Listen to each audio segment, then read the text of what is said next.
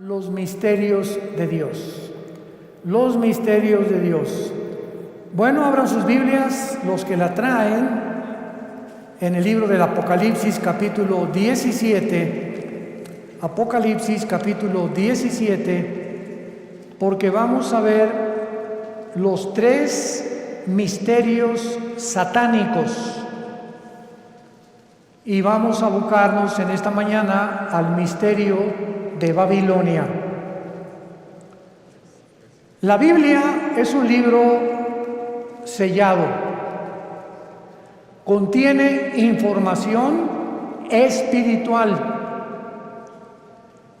Y esta información espiritual no le es dada a las personas que son muy inteligentes, muy intelectuales, 5 doctorados en ciencias políticas, doctor en filosofía y letras, bla, bla, bla, bla, que aun cuando tienen este conocimiento terrenal, ya sea politólogos o personas que discuten o que debaten o que son completamente diestros para poder debatir todos los temas del mundo, la información espiritual de la Biblia le es dada a las personas que tienen al Espíritu de Dios, a las personas que se enfrentaron algún tiempo en su vida con Jesús, se dieron cuenta que necesitaban el perdón de sus pecados, porque Él fue muerto, enterrado y resucitado a los 3 días,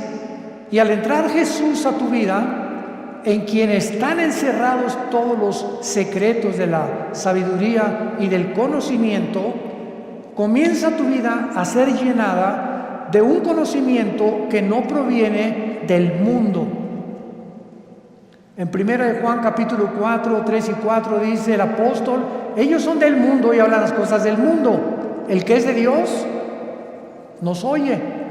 En esto diferenciamos el espíritu de verdad y el espíritu de error. La persona natural, la persona que no tiene a Cristo en su vida, le es locura la información espiritual.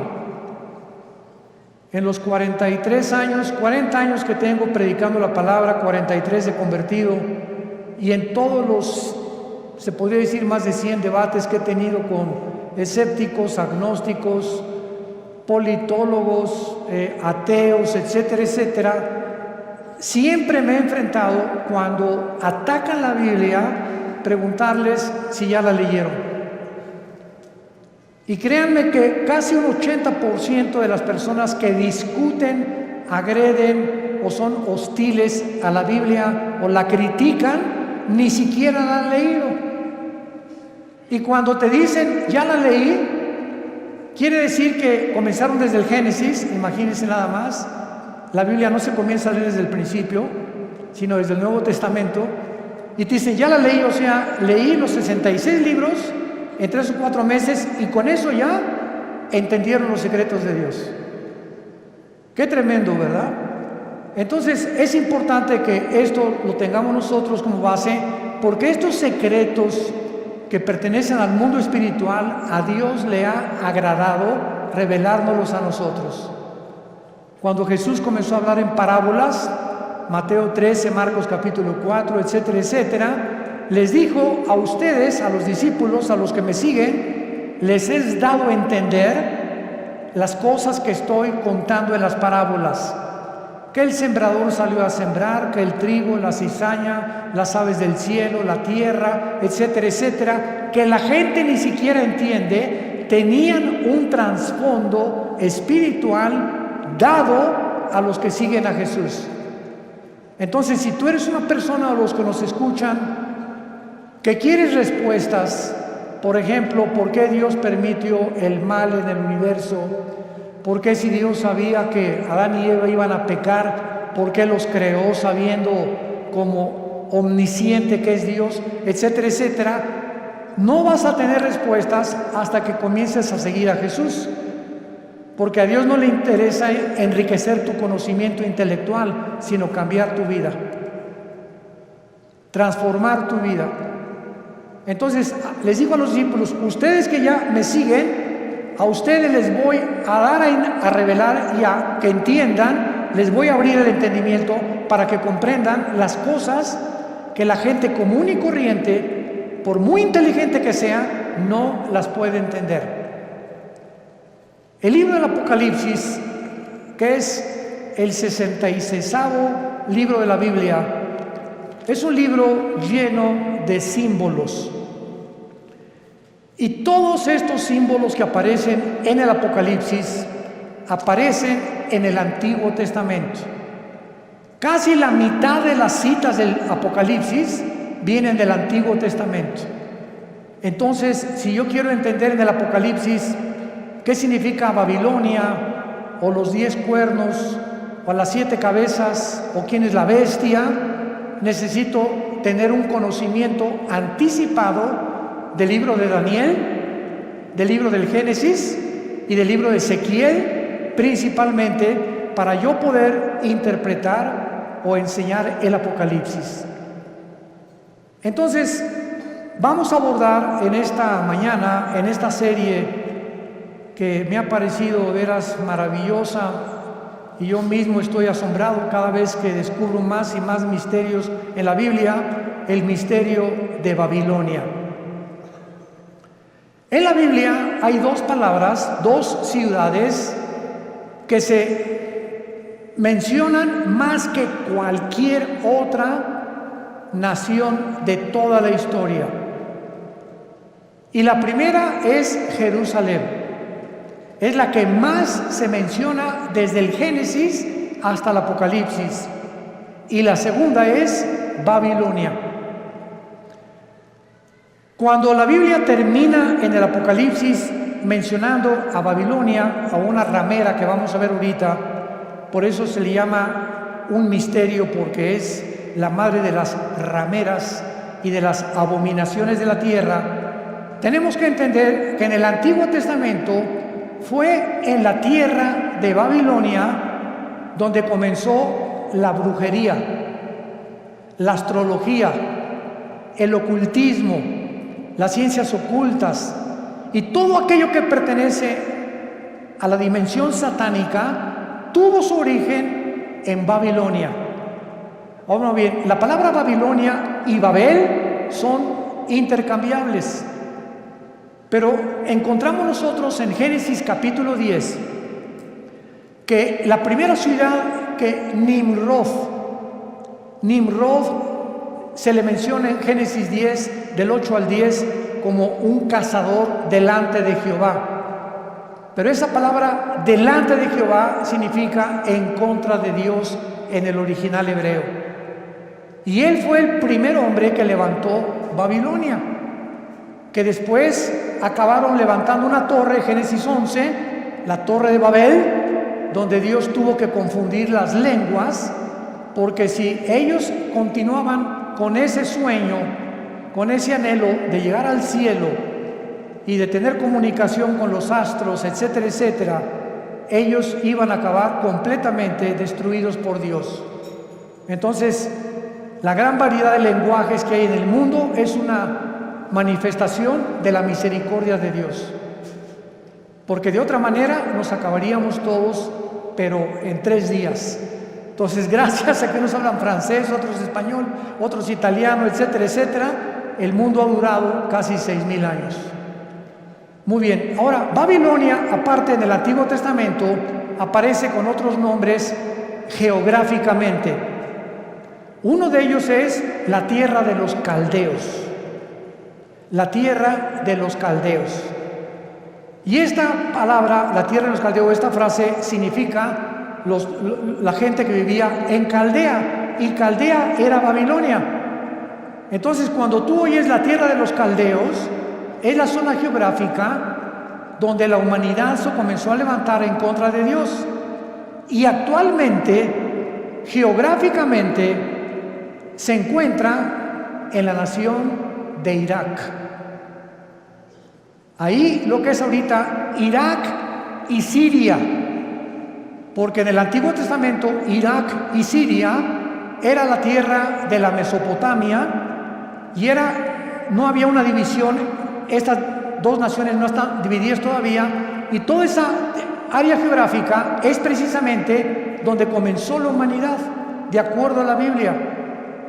Porque por ahí corre el río Tigris, que nace en Irak, en Turquía, son como 3.000 kilómetros y desemboca en el Golfo Pérsico, donde ahorita hay una gran tensión, por cierto, entre Irán, Inglaterra y Estados Unidos, porque Irán continúa apoderándose de los barcos petroleros ingleses, porque está provocando Irán, no sé si leen los periódicos, anoche otro escándalo, que no han soltado el barco que capturaron los iraníes en el Golfo Pérsico, el estrecho de Hormuz, que es exactamente junto a Irán, porque ellos quieren una guerra contra Estados Unidos por el grupo Hezbollah terrorista, para que si Estados Unidos actúa a través de la naval y a través de la guerra y se viene un enfrentamiento, entonces entraría a la guerra Israel, y bíblicamente los judíos destruirían Elam.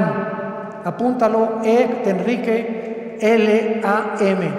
Elam es una franja que está dentro de Irán, junto al Golfo Pérsico, pero es la parte más pegada al Golfo Pérsico, al estrecho de Hormuz. Y ahí en Elam, que pertenece a Irán, es donde se encuentran los reactores nucleares más poderosos de Irán. Ahí están las centrifugadoras del uranio 235, que es el elemento químico para producir la bomba atómica o las bombas nucleares. Entonces, de acuerdo a la Biblia, en el libro de Jeremías y en el libro de Ezequiel, se profetizó hace 2500 años que Elam iba a ser destruido, no Irán, porque Irán va a sobrevivir a la guerra de Ezequiel 38 cuando se una con Rusia y Turquía para destruir Israel, cosa que no lo van a lograr. Entonces, Babilonia significa confusión. Confusión. Otras traducciones la han puesto porque en la Torre de Babel querían ellos tener una puerta para con Dios. Querían que era una puerta al cielo que los iba a comunicar con los dioses. Pero la palabra Babel es básicamente la palabra confusión. Entonces vemos que nosotros, que desde el principio de la humanidad hasta el final de la humanidad, los seres humanos vivirán confundidos sin Dios.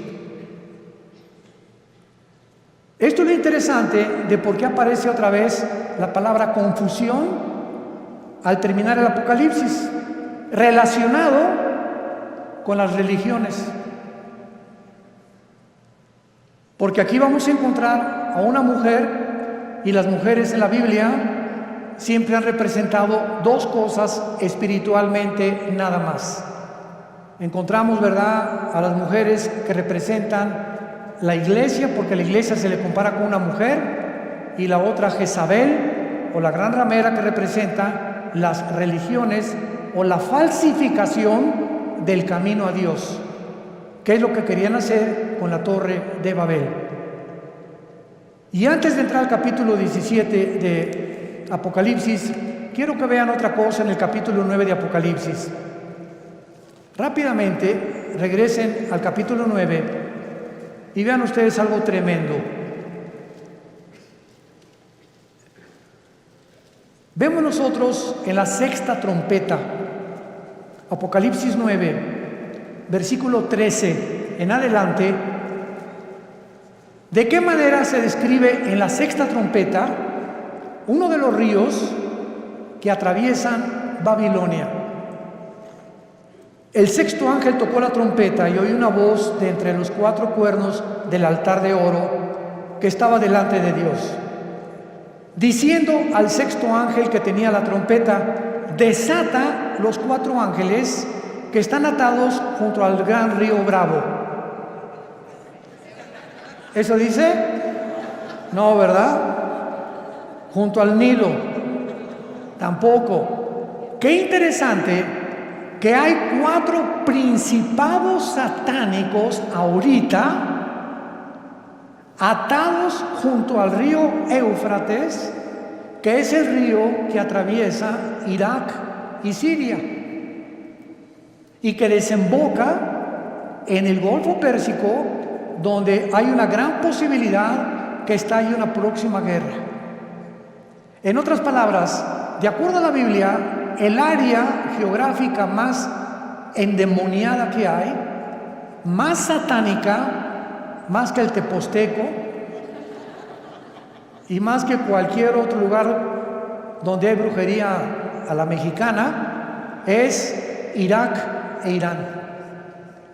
Ahí están 4 principados atados, y dice la Biblia, y fueron desatados, versículo 15, los 4 ángeles que estaban preparados para la hora, el día, el mes y el año, a fin de matar a la tercera parte de los ángeles.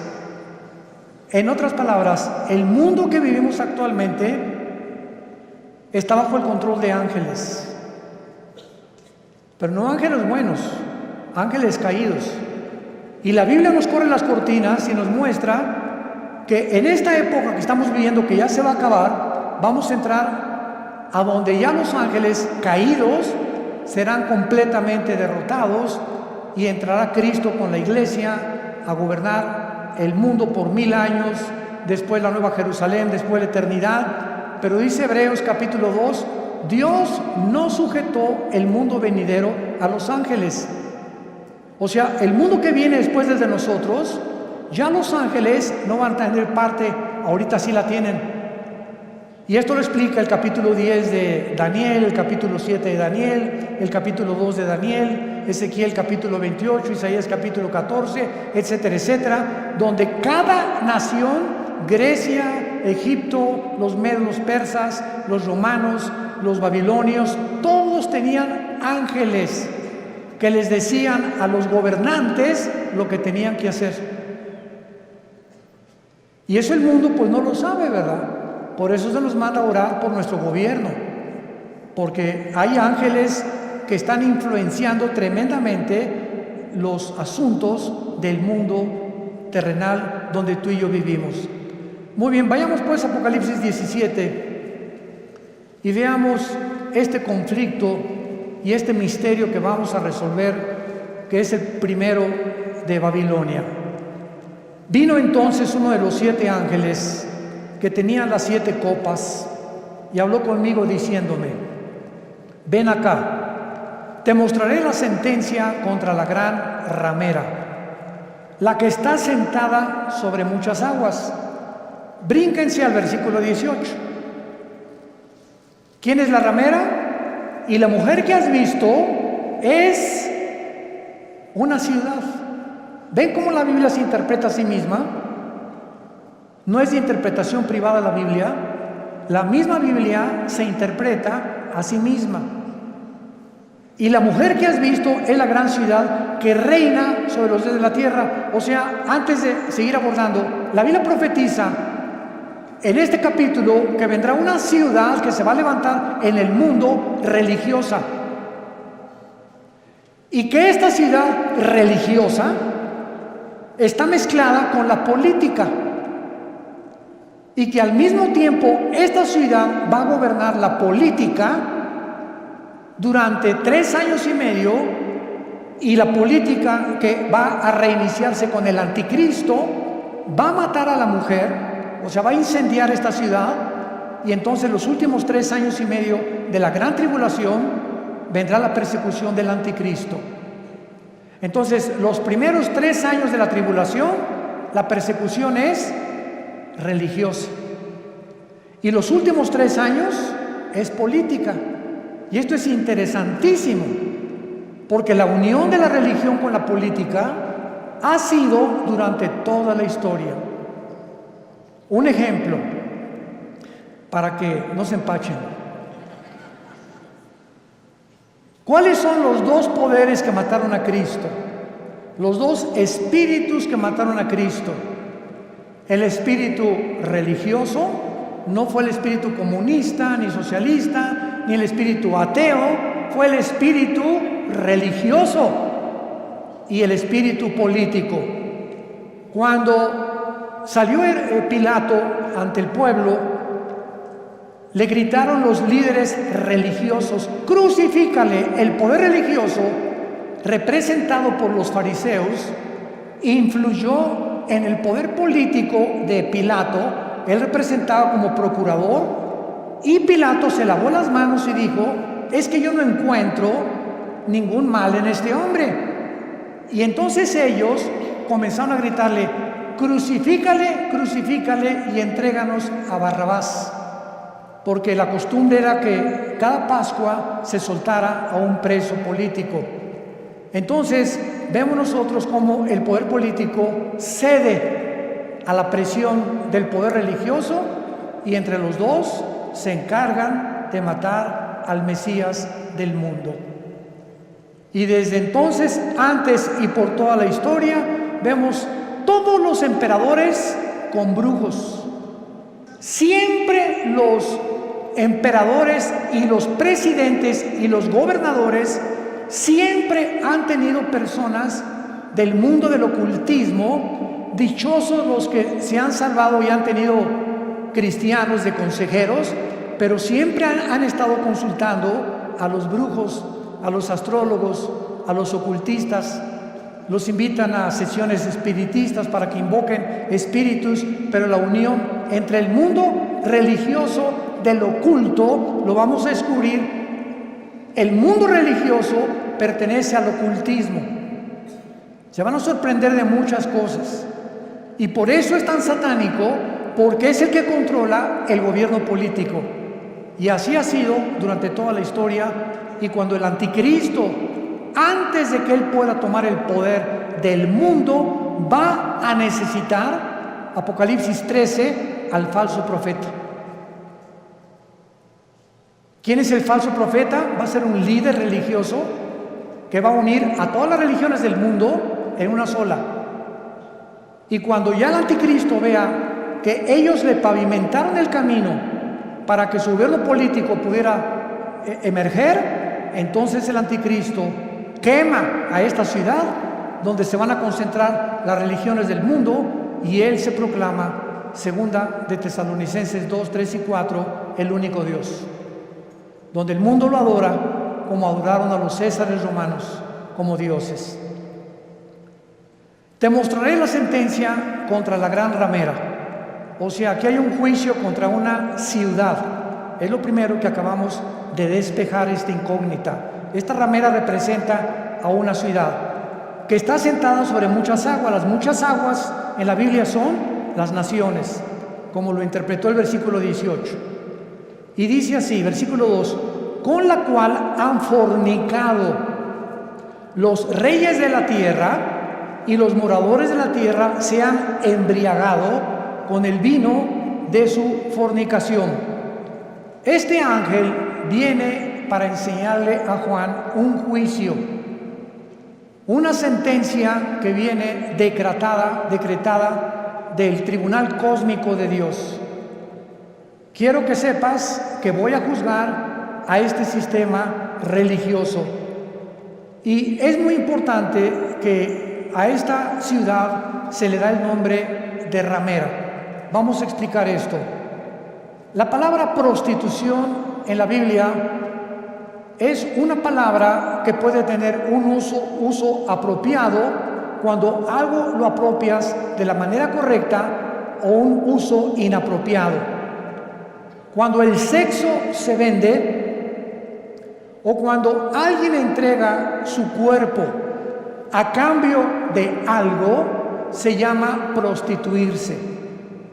Entonces, cualquier persona que tenga relaciones sexuales porque va a recibir ya sea dinero o una mejor posición, o porque el jefe de tu trabajo te invitó a Acapulco porque te va a hacer su secretaria particular con el doble de sueldo, tú te estás prostituyendo. Pero no solamente en ese aspecto se puede usar la palabra prostituirse, también se puede usar en el ministerio cristiano. Cuando, por ejemplo, un pastor sabe que un miembro de su iglesia vive en adulterio, y viene la esposa y nos dice: mi esposo vive en adulterio, pero resulta que don Pancho, el que vive en adulterio, gordito, rabo verde, sinvergüenza, fue el que puso el techo de la iglesia y es el que más diezmos está dando.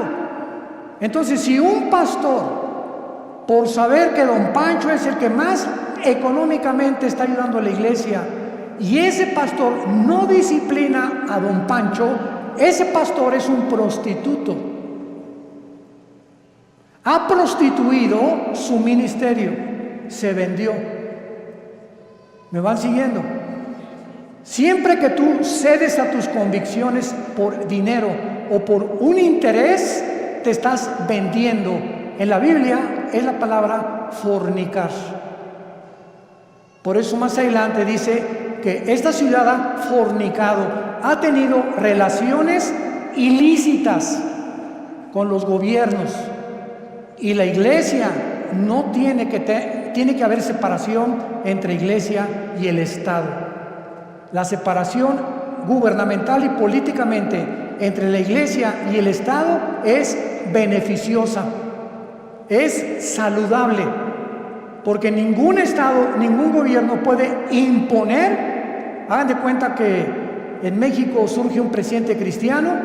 Este presidente de ninguna manera debería atreverse a imponer el cristianismo en la República Mexicana, porque se coartaría la libertad, porque todos somos libres de manifestar las creencias en las cuales nosotros creemos.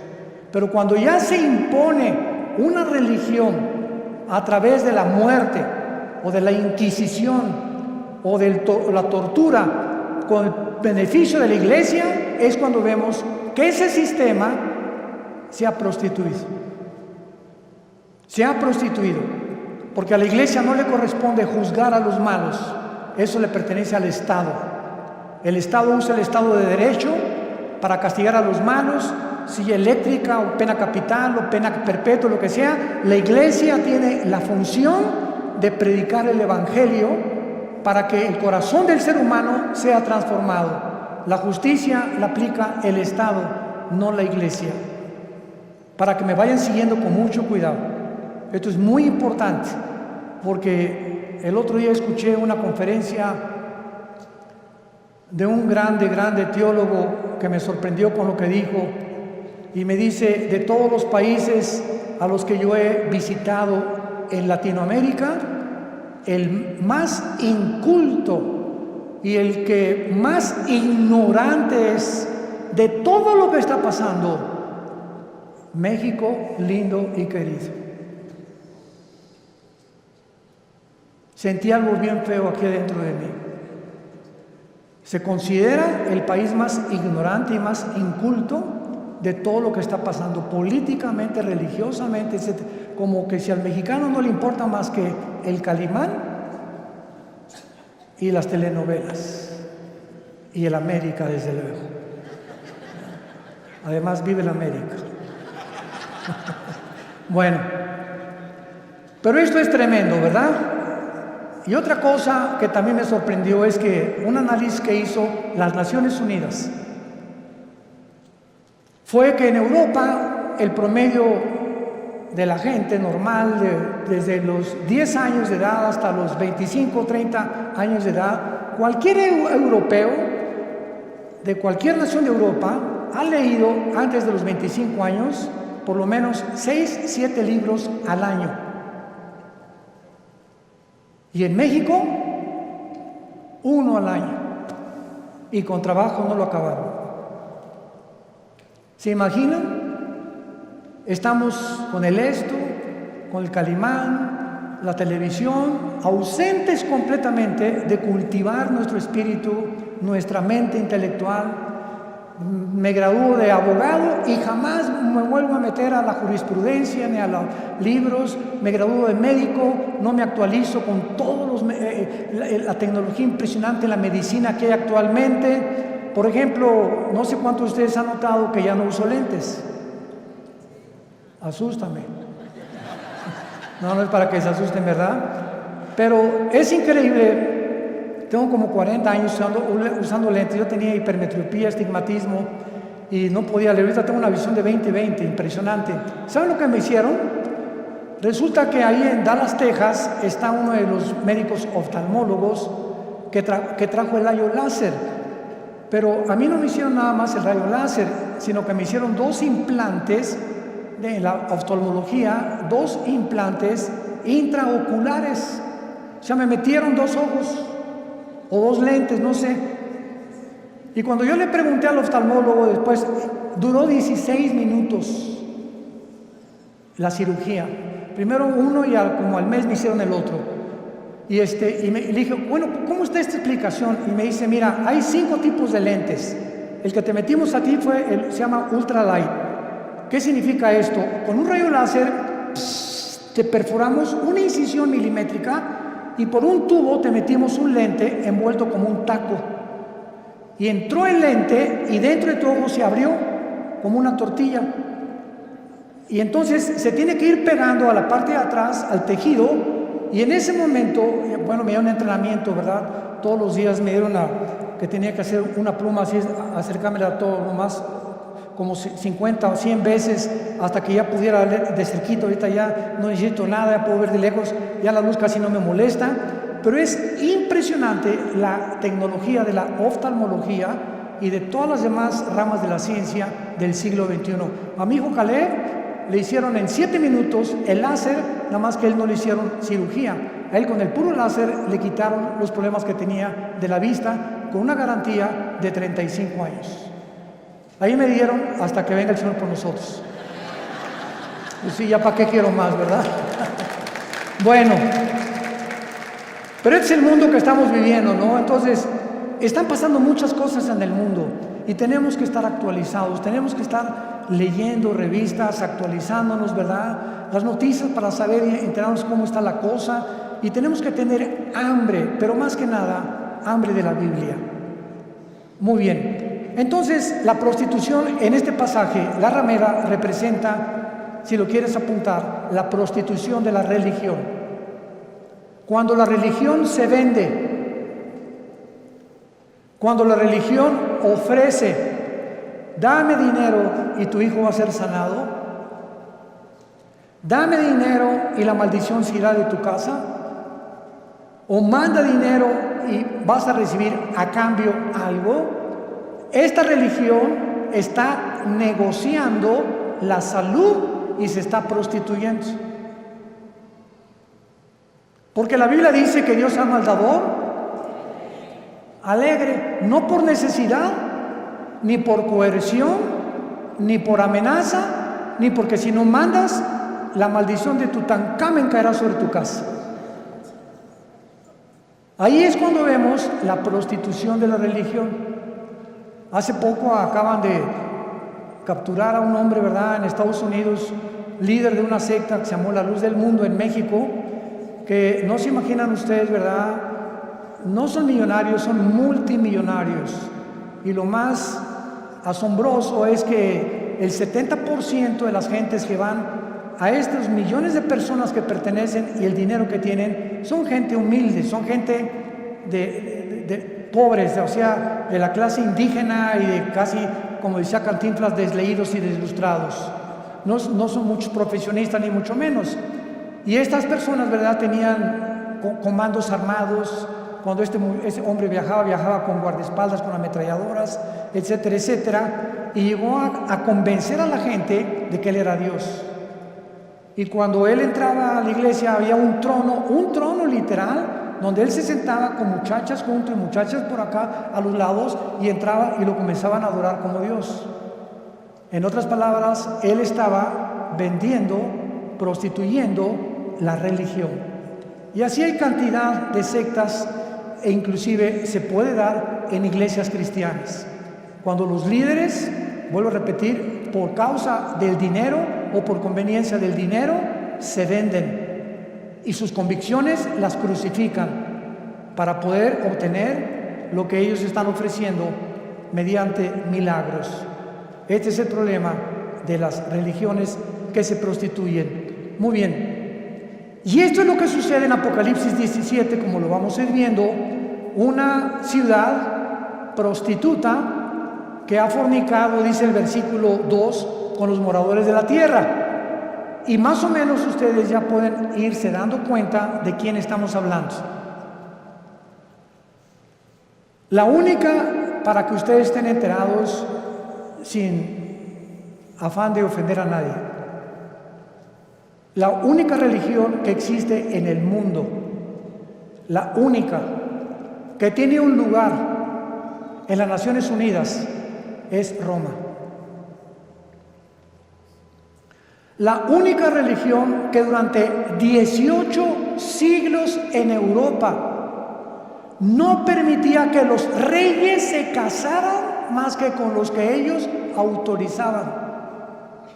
La única religión que exigió que si no te convertías a Roma durante 350 años, nombró un papa a Torquemada, un hombre español, con la Inquisición, donde los abrían los cuerpos, les quitaban el pelo, los rapaban, pero con todo y la piel, les sacaban los ojos, los sentaban en estacas, los quemaban vivos a judíos y a cristianos, porque no aceptaron que Roma es la única religión que salva. Y hasta el siglo XXI, los estatutos romanos continúan enseñando lo mismo. Fuera de Roma no hay salvación. Esto es impresionante. Cuando yo tenía 12 años de edad, les he contado a muchos, fuimos educados, mi hermano Alejandro y yo, en colegios lasallistas, San Juan Bautista de la Sal. Y a los 13 años vivíamos en Acapulco, entré al seminario, yo quería ser cura, porque nos enseñaron los hermanos lasallistas en aquel tiempo el latín, en aquel tiempo éramos acólitos, el cura daba la misa en latín, cuando entraba supuestamente al altar, ¿verdad? Entraba y decía, introibo al altar de Deu, justifica juventud meam, me introdujo al altar de Dios a ofrecer los sacrificios por los vivos y por los muertos. Ya le contamos en latín los acólitos. Y cuando uno de los grandes dirigentes ahí llegó a visitarnos al seminario, nos dijo, ustedes están ya en el tiempo de hacer un voto de celibato sacerdotal. Y pues éramos como 10 o 12 muchachos de 14, 15 y 6 años de edad, y nos volteamos todos a ver qué significa el voto del celibato sacerdotal. Entonces nos dijo este prelado religioso, significa que ustedes tienen que hacer un voto que nunca se van a casar y que su única fidelidad va a ser a Roma, nada más.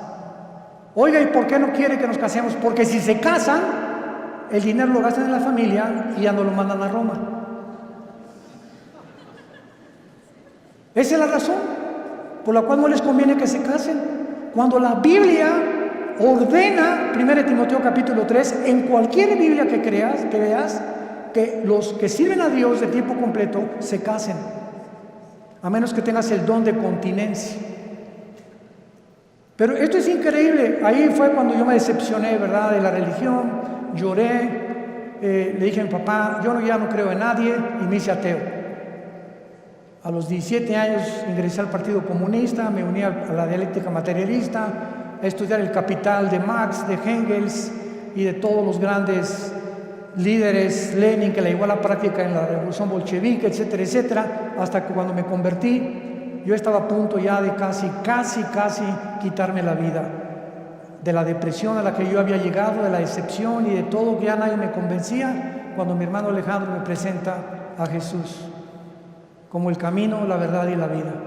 Y yo supe cuando encontré a Jesús que era la única razón por la cual yo debía seguir viviendo, y le prometí desde ese día. Fue marzo de 1974 que yo le entregaría mi vida y que lo quería servir, y desde entonces no lo he dejado de servir, por la gracia de Dios. Bueno, ahora muy bien, vean rápidamente en el Antiguo Testamento, en Jeremías capítulo 2, de qué forma en el Antiguo Testamento se menciona la fornicación física o la prostitución, así como material o terrenalmente. Una mujer se puede vender por dinero, la cual se le llama prostituirse o prostituirse, o un hombre también. espiritualmente Dios usa el mismo término. Cuando tú le dejas a Él por los ídolos, o cuando dejas a Dios por otras cosas más importantes que Él. Dice Jeremías capítulo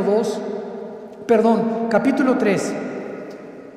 Dicen, si alguno dejare a su mujer, yéndose esta de él y se juntare otro hombre, ¿volverá a ella más? ¿No será la tierra del todo mancillada? Tú pues, le está hablando Dios a Israel, has, ¿qué cosa? Fornicado con muchos amigos. Pero no se está refiriendo Dios a la fornicación física sexual. Veámoslo. Mas vuélvete a mí, dice Jehová, alza tus ojos a las alturas y ve en qué lugar no te hayas prostituido, junto a los caminos te sentabas, para ellos como árabe en el desierto, y con tus fornicaciones y con tu maldad has contaminado la tierra. Por esta causa las aguas han sido detenidas y faltó la lluvia tardía, y has tenido frente de ramera y no quisiste tener vergüenza. Dios acusa a Israel de fornicar con los ídolos, que es lo mismo cuando un hombre se va con una mujer que no es su esposa, o cuando un muchacho tiene relaciones con su novia sin casarse, está fornicando. Ella se está entregando a él, o por conveniencia, o él con ella. Se están prostituyendo los dos. Y cuando tú espiritualmente dejas a Dios y abrazas cualquier otra área de la vida por olvidarte la palabra de Dios, has prostituido tu llamado. Estás fornicando. En otras palabras, en la Biblia, la idolatría se le compara con la fornicación sexual. Ahora veamos y confirmémoslo en Santiago capítulo 4, en el Nuevo Testamento, y dice así el apóstol Santiago. Santiago capítulo 4, versículo 4. Santiago 4, versículo 4. Oh almas, ¿cómo se les llama? Adúlteras, pero no porque se hayan ido con otra mujer. ¿No sabéis que la amistad del mundo es enemistad contra Dios? Cualquiera que se quiera ser amigo del mundo se constituye enemigo de Dios. ¿O pensáis que la Escritura dice en vano, el Espíritu que Él ha hecho morar en nosotros nos anhela celosamente? Vemos ya que también en el Nuevo Testamento la fornicación puede ser espiritual o puede ser de carácter sexual. Vayamos otra vez a Apocalipsis, nuestro pasaje, y ya vamos despejando muchas incógnitas que estaban ocultas ante nuestros ojos, por lo cual Dios le llama a esta ciudad, versículo 2, has fornicado con los reyes de la tierra. Roma tuvo relaciones ilícitas con los políticos.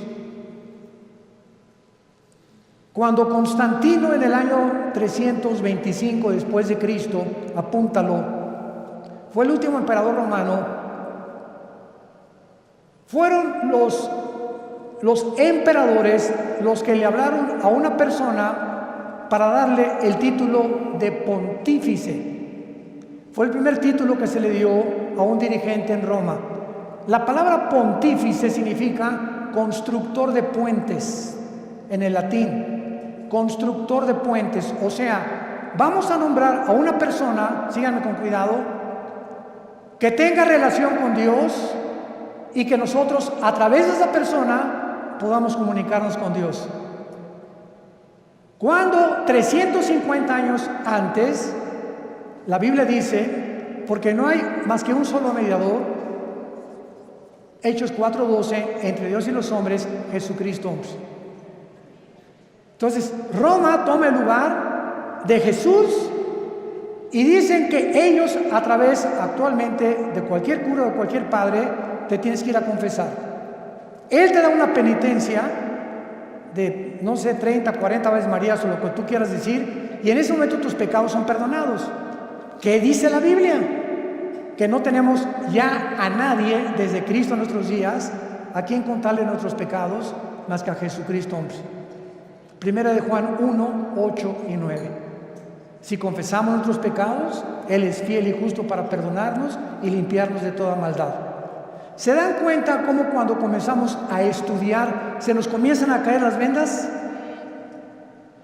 Pero cuando el mexicano o el latinoamericano no quiere estudiar y no quiere leer, te puedes quedar 20, 30 años y te encierras en una cárcel de religión. No, yo estoy bien. Y ahí tienes enfrente la luz y te niegas a verla. Porque puede más tu orgullo religioso que la verdad. Juan capítulo 3. Y esta es la condenación, que la luz vino al mundo y los hombres amaron más las tinieblas que la luz, porque sus obras eran malas. Muchos no quieren venir a la luz, no porque no puedan, sino porque no les conviene. Prefieren permanecer en esa cárcel que salir de esa cárcel y servir al Dios vivo y verdadero.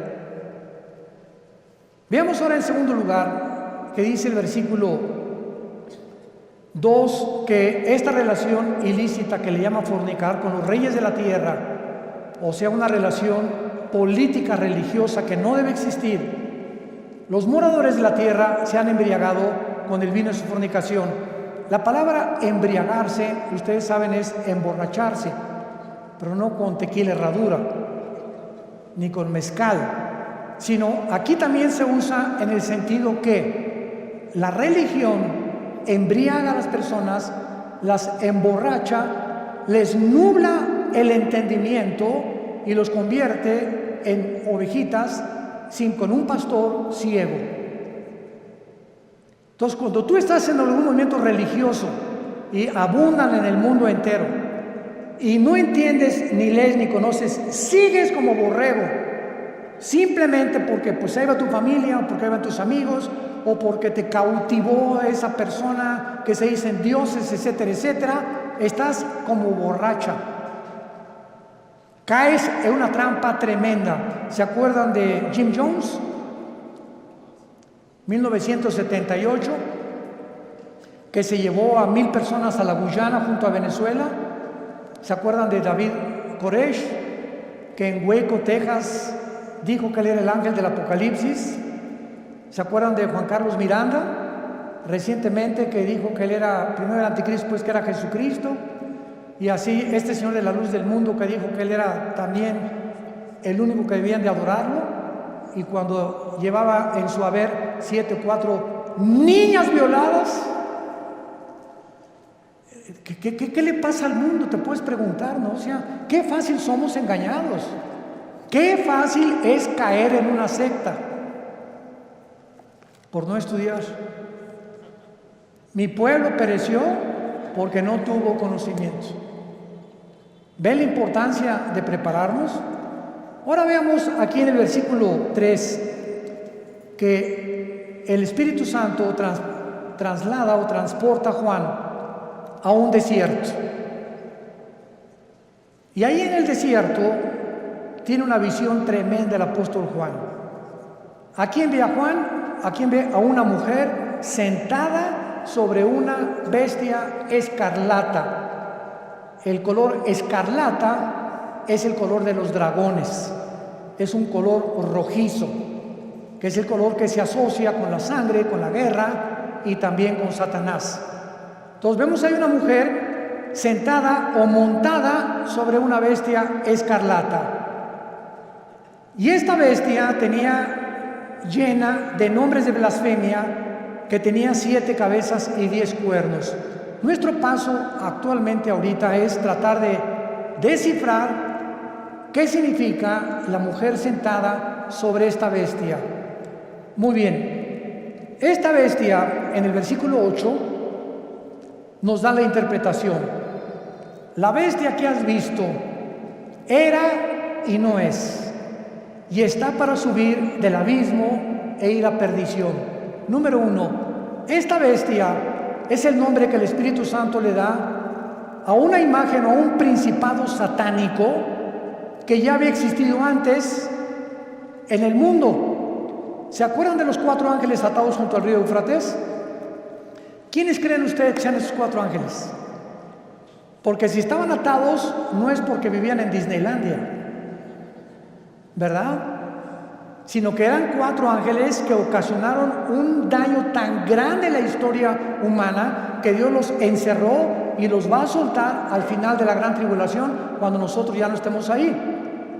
Pero en el capítulo 10 de Daniel se nos revela que cuando Dios envió un ángel a la tierra para comunicarle a Daniel el futuro de Israel con la profecía de las 70 semanas, otro principado satánico se atravesó y lo interrumpió durante casi 3 semanas, que mientras había una guerra en la dimensión espiritual, Daniel se encontraba en la tierra orando. En esas 3 semanas hubo una guerra espiritual sin que Daniel lo supiera. Y esas oraciones de Daniel hicieron que viniera el ángel y bajara Miguel, el arcángel y comandante en jefe de las huestes de los ángeles buenos de Dios, para que ese ángel fuera librado y llegara a la tierra, a Jerusalén, a Babilonia, y le entregara a Daniel el recado. Y entonces ahí el ángel le dice a Daniel: me detuvo el ángel de Persia. En otras palabras, el principado que estaba gobernando el imperio pérsico, que es el imperio de Irán, porque en 1935 se le cambió de Persia a Irán, era un principado satánico.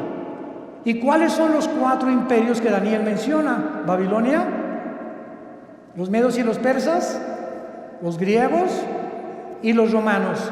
Estos 4 ángeles del Apocalipsis de la 6ª trompeta son los 4 ángeles que estuvieron al frente de los más grandes imperios del pasado y que fueron imperios antisemitas. Y van a volver otra vez a resurgir. Pero aquí hay un ángel que está en el abismo. ¿Qué es el abismo? Muy bien, la Biblia nos habla de que hay prisiones en el centro de la tierra. Una es el infierno. ¿Quién está en el infierno? ¿Tu comadre? ¿Tu tía? ¿Tu tío? No sabemos, ¿verdad? El infierno es el lugar de los espíritus humanos, nada más, desde Adán hasta nuestros días, que bajan al centro de la tierra. Todos los que murieron sin Cristo o rechazaron la salvación se encuentran en el infierno. En el infierno no hay demonios. Ahora, el lugar de los demonios, cuando Cristo vino al mundo, el gadareno le dijo a Cristo, ¿verdad? O cuando los iba a sacar del endemoniado, le dijeron a Cristo: no nos mandes al abismo, déjanos meternos en los puercos, porque los demonios saben que al bajar al abismo ya no salen hasta Apocalipsis capítulo 9, que se les va a abrir la puerta y van a invadir el mundo. ¿Se imaginan? Ahorita hay maldad. Ahora imagínense con todos los demonios sueltos. Entonces en el abismo están los demonios, en el infierno los seres humanos, en el Abadón o en el Tartarus están los ángeles caídos que Dios ha guardado por ahí y que también serán soltados después. Y hay otros ángeles que están guardados y que ya nunca jamás, por toda la eternidad, van a ser soltados. Entonces la Biblia nos muestra claramente que esta bestia que estaba viendo Juan, no hay otro nombre más que bestia para darle, porque la palabra bestia en el griego significa algo cruel, rapaz, sanguinario, que no se le puede comparar a un tigre, ni a una hiena, ni a un león, ni a una águila. No hay ningún animal comparado, y por eso se le adjudicó el nombre de bestia. Y esta bestia es el anticristo. ¿Qué nos dice la Biblia? Que cuando surge el anticristo, que lo más seguro es que el diablo va a tener relaciones con una prostituta. Y de esta relación van a ser el anticristo. ¿Cuándo entra el espíritu al cuerpo humano?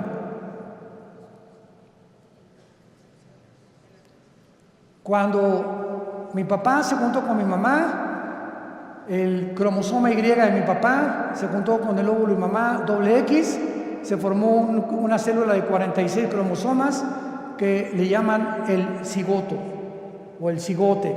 ¿verdad? Y después ahí es el feto y ahí se va formando ¿cómo se llama? La criatura. La pregunta es la siguiente: ¿cuándo entra el alma humana o el espíritu al cuerpo humano? Esta pregunta ha hecho que los mismos científicos estén debatiendo actualmente cuándo se aborta y cuándo no se aborta. No hay ningún médico, ningún doctor, ningún genetista, ningún ginecólogo, nadie que te pueda decir cuándo comienza la vida. Y por eso se ha dado especulaciones. No, puedes abortar a las 3 semanas, a los 2 meses, al mes, y las leyes en diferentes naciones cambian de acuerdo a la perspectiva y la opinión de tales o cuales médicos. Pero en el Salmo 139, escrito hace 3000 años, escribió Dios: mi embrión vieron tus ojos. Es en el momento de la fertilización, señores médicos que nos acompañan, es en el momento de la fertilización cuando el cromosoma de mi papá fertilizó el óvulo de mi mamá. En ese momento Dios nos considera seres humanos completos, con toda la información genética, aunque no se haya desarrollado el corazón ni el hígado ni mucho menos, pero en ese momento ya estamos potencialmente completos como seres humanos. Así que a los 2 o a los 3 días ya se le llama aborto, porque es Dios el que determina cuándo comienza la vida. Bueno, vamos a dejar hasta acá nuestro estudio. Tenemos, ni modo, me tengo que volar yo, así que bye bye. Ahí alcánceme al aeropuerto, ¿verdad? Y seguimos hablando, pero vamos a continuar con estos estudios maravillosos. Y te damos gracias, Señor, por tu palabra en esta mañana.